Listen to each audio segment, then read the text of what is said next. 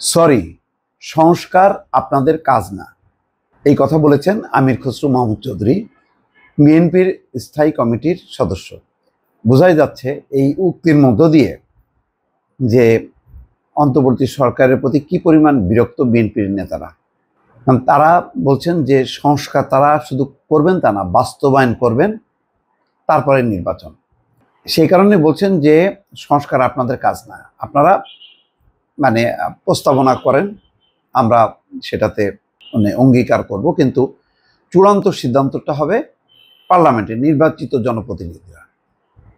বিএনপির মূল কথা হচ্ছে অনির্বাচিত লোকজন সংস্কার চূড়ান্ত করতে পারে না, তাদের সেই ম্যান্ডেট নেই। ম্যান্ডেট থাকবে জনগণের ভোটে নির্বাচিত জনপ্রতিনিধিদের, তারাই হচ্ছে সংসদে এই সংস্কারের পুরো বাস্তবায়ন করবে, আইন প্রণয়ন করবে।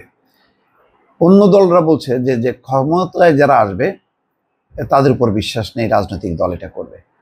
নাহিদ ইসলামরা এই কথা বলছে, আরও অনেকেই বলছেন। তার কারণ তারা জানে যে তারা ক্ষমতা আসবে না, এখন নির্বাচন হলে বিএনপি চোখ বন্ধ করে ক্ষমতা আসবে, কিন্তু বিএনপির প্রতি তাদের ভরসা নেই।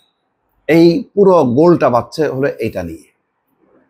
এখন সমস্যা হলো যে বাংলাদেশে এখন একক রাজনৈতিক দল বিএনপি। আওয়ামী লীগ ছিল, সে তো পলাতক।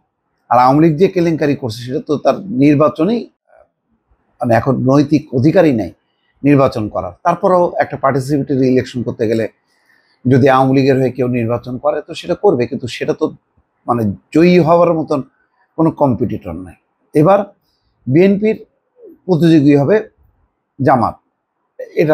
এটি হলো মোটামুটি ফিক্সড এখন পর্যন্ত, যা রাজনৈতিক পরিস্থিতি বোঝা যায়।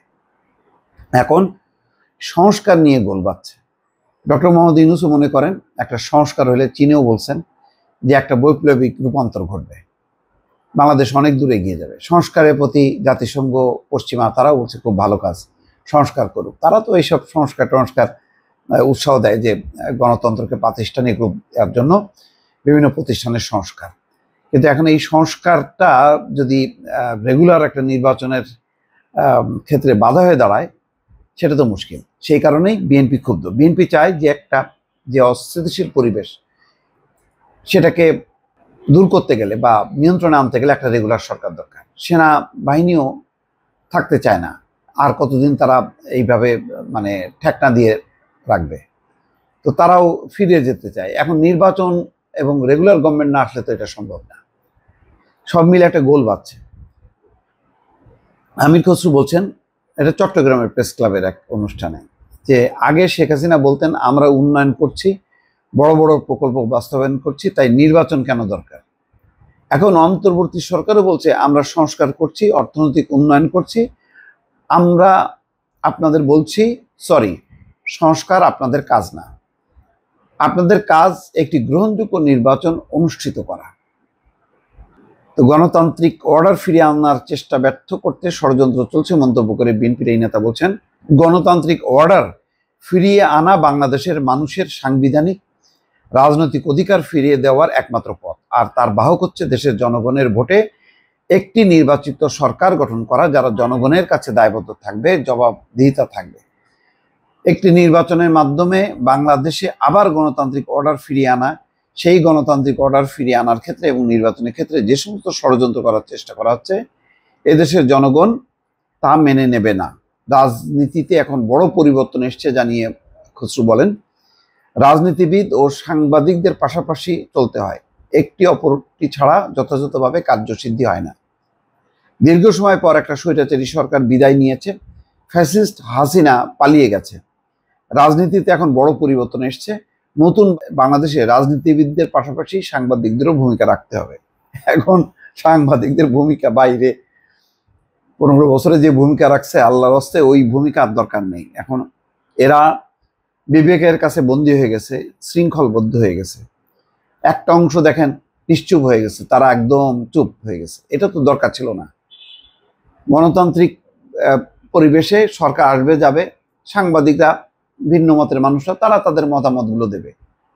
কিন্তু যদি পদলেই হয়ে যায় এবং স্বৈরশাসন প্রলম্বিত করার জন্য যদি তাদের দোষরে রূপান্তরিত হয়, তাহলে তো সে সাংবাদিক থাকে না, ডাক্তার থাকে না, পেশাজীবীরা আর পেশাজীবী পর্যায়ে থাকে না, সব হয়ে যায় আওয়ামী লীগের ক্যাডার। দেখেন না, পুলিশ প্রশাসন সবাইকে খেয়ে ফেলছে।